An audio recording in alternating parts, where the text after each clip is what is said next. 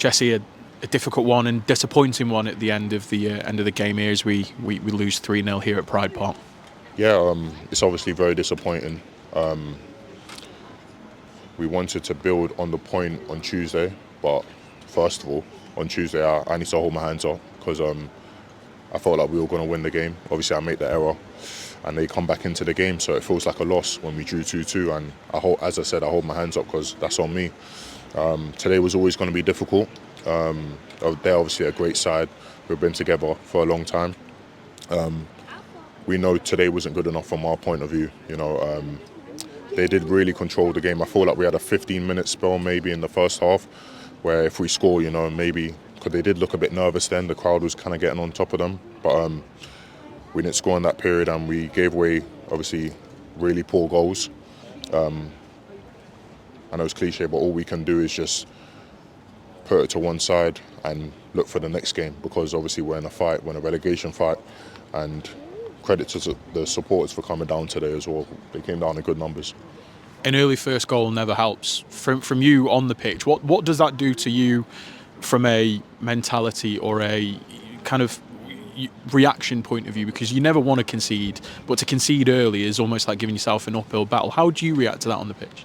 It's very difficult. The gaffer before the game was talking about having a fast start, and to concede early is a big blow. But we are professionals. We have to, put that to one side and, play the rest of the game, because there's obviously, 70, 80 minutes to go, so you can still win the game. But we need to improve. We need to be better, especially early on in games and late on in games, because it feels like we're conceding too many goals in those periods. But all I can ask is the fans stay with us, because we're only going to get out of this situation together. How do you reflect in there with the rest of the squad? You're having honest conversations between each other. I think we're expecting that anyway, because when you come out, you're always honest conversations. What kind of stuff has been said in there? I can't go into the details, but I can say everyone cares. Trust me, everyone cares. There's been obviously a couple heated moments, as you can expect from players. It hurts. It does hurt. It hurts all of us.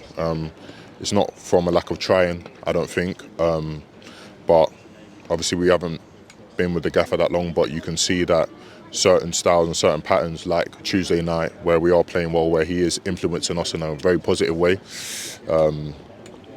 But like Tuesday, like today, I feel like it's on us, and it's on us players to go out and implement the game plan, because the instructions are clear. So we need to take that on. And as I said, all we can do is focus on the next game, because we can't change the scoreline today. It's done, it's gone. And all we can ask is the fans to stay with us. And we obviously have a big game next week. We have to take it one game at a time. Big game against Shrewsbury at home. And we're looking to obviously get 3 points and climb out this situation. Looking ahead to the game against Shrewsbury, then it comes after a full week, your first full week with the gaffer. Obviously, we've been in Saturday, Tuesday since he joined. How important is that full week going to be for you? As you said, you can see glimpses of the style of play he wants to play, but how important is that full week going into that game, which is now? And I said to the gaffer, every game's important, but it's doubly important against Shrewsbury. We're very close to us in the league. How important is that full week leading up to that important game? It's massive. It's massive.